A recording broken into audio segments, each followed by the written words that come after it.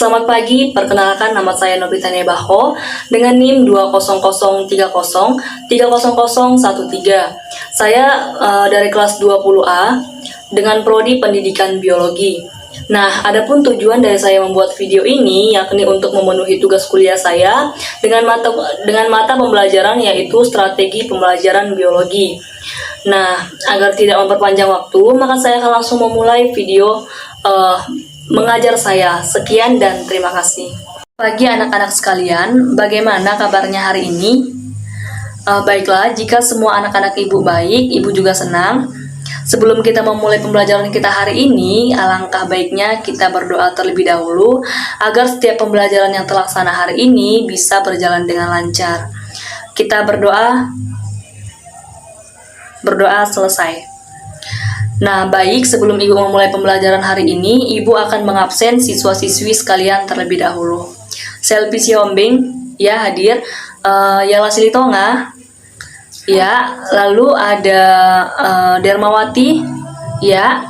Ada Monica, ya. Baik, sepertinya semua siswa-siswi hari ini hadir ya. Nah, baik, sebelum kita memulai pembelajaran hari ini, Ibu ingin bertanya terlebih dahulu kepada siswa sekalian. Apa sih yang menyebabkan bau ketiak pada tubuh kita? Ada yang tahu? Nah, ya benar ya, yang menyebabkannya itu adalah bakteri. Kenapa Bu hanya pada ketiak yang baunya itu sangat menyengat? Karena pada ketiak terdapat lemak dan juga protein yang lebih banyak, sehingga menyebabkan bau ketiak 2 kali lipat dibandingkan dengan bau badan kita yang lain. Nah, jadi begitu ya. Nah, lalu apa sih yang menyebabkan perbedaan antara virus dan bakteri ini? Lalu apa sih Ibu pengertian dari bakteri itu? Nah, untuk lebih lanjutnya Ibu akan memaparkan pengertian bakteri dan juga peranannya. Kita memasuki materi kita yang pertama, yaitu mengenai bakteri. Apa sih Bu definisi dari bakteri ini? Nah, bakteri adalah kelompok organisme yang tidak memiliki membran inti sel. Organisme ini juga termasuk ke dalam domain prokariota dan berukuran sangat kecil atau mikroskopik. Artinya, kita hanya dapat melihat bakteri ini dengan menggunakan mikroskop saja. Karena ukuran dari bakteri ini sangat kecil sehingga tidak memungkinkan kita untuk melihat bakteri ini secara nyata. Nah, hal inilah yang menyebabkan organisme ini sangat sulit untuk dideteksi oleh manusia. Nah, apa sih Bu ciri-ciri dari bakteri ini? Nah, ciri-ciri dari bakteri ini yang pertama yaitu dia berukuran sangat kecil. Dan yang kedua terdiri dari sel satu atau yang disebut dengan uniseluler. Yang selanjutnya tidak memiliki membran inti atau prokariotik, hanya dapat dilihat melalui mikroskop. Hidupnya berkoloni atau soliter, ukuran tubuhnya berdiameter 0,1 sampai dengan 1 mikron, panjangnya 1 sampai dengan 20 mikron. Nah, kita masuk ke tahap yang selanjutnya yaitu jenis-jenis bakteri berdasarkan bentuknya. Apakah ada siswa-siswi yang tahu apa saja sih jenis-jenis bakteri ini? Nah, iya, bentuk jenisnya itu yang pertama ada basil atau bacillus, benar ya apa yang dikatakan oleh Monica tadi. Nah, bakteri ini ada yang berbentuk bacillus atau basil, yang mana bakteri ini berbentuk batang dengan variasi bentuk monobasil atau batang tunggal.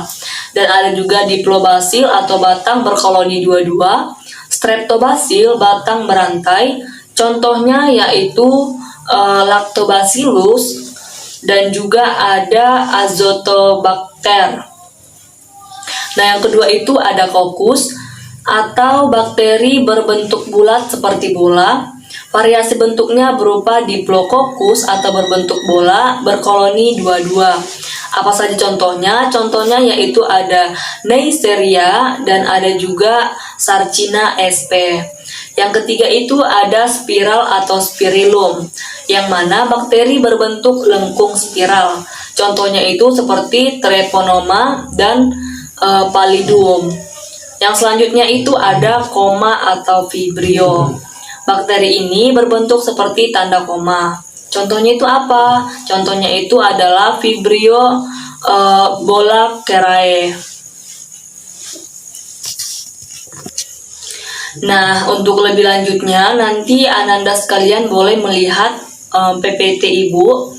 Di situ ada gambarnya, si kokus ini berbentuk bulat dan ada juga bentuk dari Coccabacillus itu bersifat seperti bola pejal gitu, dan ada yang berbentuk batang dan juga banyak lagi ya jenis-jenisnya, nanti boleh dilihat oleh Ananda sekalian. Baiklah anak-anak sekalian, itulah tadi pemaparan Ibu tentang materi kita hari ini, yaitu bakteri. Untuk sejauh ini penjelasan Ibu apakah cukup jelas? Baik, jika cukup jelas, apakah ada pertanyaan yang mungkin masih ingin ditanyakan oleh siswa sekalian tentang bakteri? Ya, pertanyaan yang bagus. Nah, apa saja faktor-faktor yang mempengaruhi kehidupan bakteri? Nah, faktor-faktor yang mempengaruhi kehidupan bakteri itu adalah asupan nutrisi, suhu, pH air, dan juga oksigen. Nah, perubahan faktor-faktor ini dapat mengakibatkan perubahan sifat bentuk secara morfologi pada bakteri dan juga cara kerja fisiologi bakteri. Nah, jadi begitu ya, Monica. Baik, apakah masih ada pertanyaan lagi sebelum Ibu membentuk kalian menjadi beberapa kelompok? Ya, kepada Yela dipersilahkan. Ya, pertanyaan yang bagus ya. Penyakit-penyakit apa saja yang disebabkan oleh bakteri ini? Nah, Ibu jelaskan penyakit yang disebabkan oleh bakteri ini. Yang pertama itu ada diare. Diare ini sering kita alami, tetapi yang paling sering mengalaminya itu adalah anak kecil. Nah, yang disebabkan oleh infeksi dari bakteri tersebut. Nah, bagaimana gejala-gejala yang dirasakan, Bu? Nah, gejala-gejala yang dirasakan itu seperti kram perut, mual-mual, dan juga rasa muntah. Yang selanjutnya itu ada disentri. Nah, penyakit ini diakibatkan infeksi usus yang menyebabkan diare disertai dengan lendir dan juga darah. Tanda-tandanya seperti diare, rasa mual, demam, muntah, dan juga kram perut. Nah, yang selanjutnya itu ada tuberkulosis dan ada juga pneumonia, dan yang paling kita harus jaga itu yaitu adalah tipes. Nah, penyakit ini disebabkan oleh bakteri dari Salmonella. Penyebaran ini terjadi melalui media makanan dan juga minuman. Jadi, kita harus lebih berhati-hati dalam memakai barang-barang yang ada di sekitar kita. Kita tidak boleh terlalu lalai dalam melakukan sesuatu agar kebersihan atau kesehatan kita juga bisa terjaga. Seperti itu ya. Ibu akan memutar satu video yang dapat mengaitkan antara bakteri dan juga virus, sehingga siswa-siswi sekalian bisa memahami apa sih kaitan antara bakteri dan juga virus ini, dan siapa sih yang lebih kecil, bakteri kah atau virus, begitu ya.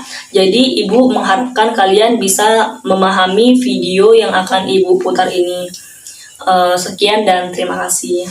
Bentuknya sama-sama kecil, tapi sekalinya bikin ulah satu dunia yang kerepotan. Mereka adalah virus dan bakteri, organisme yang paling suka disalahin kalau ada orang yang sakit. Tapi sebenarnya, seperti yang sering kalian tanyakan ini, apa sih bedanya mereka dan manakah yang lebih mematikan? Simpelnya banget, kalian mesti tahu dulu kalau dua-duanya itu bisa mematikan. Ya, karena mematikan atau enggak tergantung jenis virus atau bakterinya. Misalnya penyakit tuberkulosis atau TBC, jadi salah satu penyakit paling mematikan di dunia yang disebabkan sama bakteri. Buat virus, nggak perlu ditanya lagi. Tapi fakta mengejutkannya, bakteri dan virus pun nggak selalu mematikan. Bahkan, lucunya bisa nolongin kita juga. Di perut kita contohnya, itu jadi tempat tinggal 380 triliun bakteri yang ngebantu sistem pencernaan. Sama halnya kayak virus, yang juga bisa ngebantu ngelawan bakteri jahat dan nyelamatin nyawa manusia. Jadi intinya, mereka berdua ternyata hanya mematikan kalau menginfeksi tubuh kita. Terus kalau gitu, apa yang sebenarnya ngebedain mereka? Simpelnya banget, mereka itu beda banget. Dari wujudnya aja, bakteri itu sel yang hidup. Sementara virus itu benda biologis yang nggak bisa dibilang hidup juga. Kalau dari ukuran, bakteri itu jelas kecil banget. Tapi virus itu ternyata jauh lebih kecil lagi. Bahkan nggak bisa dilihat pakai mikroskop biasa. Dari cara tumbuh kembangnya pun berbeda. Dari miliaran tahun lalu waktu manusia belum ada, bakteri bisa tumbuh kembang sendiri. Sedangkan virus cuma bisa bertahan kalau numpang di makhluk hidup lain dan nipu mereka sampai sel-selnya rusak. Tapi kalau udah sama-sama nyakitin tubuh, kita pun mesti nyiapin taktik yang berbeda. Antibiotik untuk bakteri dan vaksin atau antivirus untuk virus. Oke, lalu apa yang bikin mereka bisa mematikan? Simpelnya begini, karena mereka punya banyak taktik buat menginfeksi. Bakteri jahat adalah makhluk yang siap nyerang tubuh dengan memperbanyak diri atau ngehasilin racun dan akhirnya ngeganggu kerja suatu organ. Sedangkan virus itu paling jago nyerang kita, karena bisa ngenalin dan nargetin sel yang mau dia rusak. Mereka akan robos masuk ke dalam sel itu, ngehack inti selnya, dan selnya pun mati dan virus-virus baru akhirnya tercipta. Ya, virus ini jago banget nyerang kita, seakan dia hidup dan bisa mikirin strateginya. Tapi bukankah mereka nggak dihitung sebagai makhluk hidup? Ini adalah wujud para virus sebenarnya. Walaupun sangat amat kecil, mereka lah makhluk paling banyak di bumi. Kalau semua virus ini kita jajarin, panjangnya akan mencapai 100 juta tahun cahaya, melewati tata surya, melintasi galaksi Bima Sakti, hingga 2000 galaksi lainnya. Apakah mereka makhluk hidup? Iya, tapi nggak juga. Makanya mereka dinamain makhluk hidup transisi. Dianggap nggak hidup karena nggak ngalamin metabolisme, tapi dianggap hidup karena bisa berkembang biak. Tapi berkembang biaknya pun tergantung sama organisme lain. Dan gak jarang, itu kita, manusia. Dan dalam semua proses itulah, kita pun bisa terinfeksi oleh mereka. Ya, virus dan bakteri yang berkali-kali lipat lebih kecil dari kita sama-sama bisa mematikan. Tapi bukan berarti kita langsung nyerah gitu aja di hadapan mereka. Semua ada cara ngelawannya. Pakai antibiotik, pakai vaksin, pakai sabun, atau bahkan jaga jarak dan berdiam di rumah. Pilihannya balik ke kita. Dan seperti biasa, terima kasih.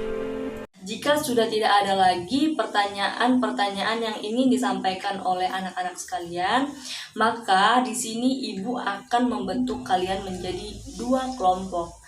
Nah, kelompok yang akan Ibu namai di sini yaitu kelompok A dan kelompok B. Yang mana kelompok pertama itu adalah Selvi dan juga Yela Silitonga. Yang untuk kalian bahas yaitu mengenai cara reproduksi bakteri secara aseksual. Nah, kelompok B itu terdiri dari Derma dan juga Monica. Di sini kalian akan membahas cara reproduksi bakteri secara seksual.